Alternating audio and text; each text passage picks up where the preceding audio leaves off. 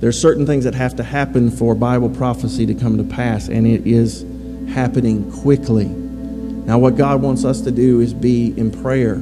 See, I really believe, Psalm 23, that though I walk through the valley of the shadow of death, I will fear no evil, for thou art with me. I truly believe that it is an opportunity to be a light and a witness. And there's a scripture, it's in Isaiah 26, but the Lord, Isaiah was speaking, and he said how he was hungering for the Lord and thirsting for the Lord. And then he said, Lord, when your judgments are in the earth, the people learn righteousness.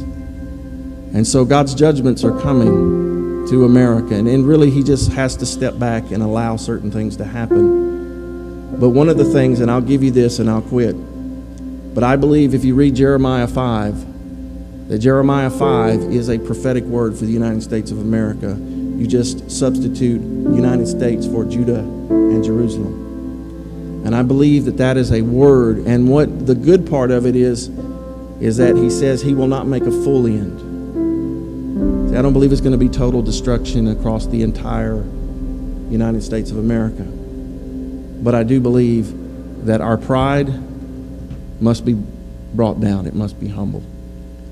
I believe that even in God's wrath, in allowing this and pulling his hand off, his mercy to wake up the lukewarm, backslidden, compromised, watered-down church in America.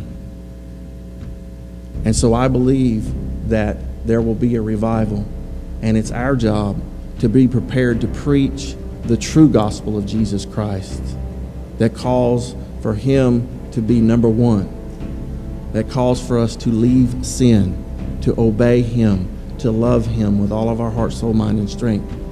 And we've had enough.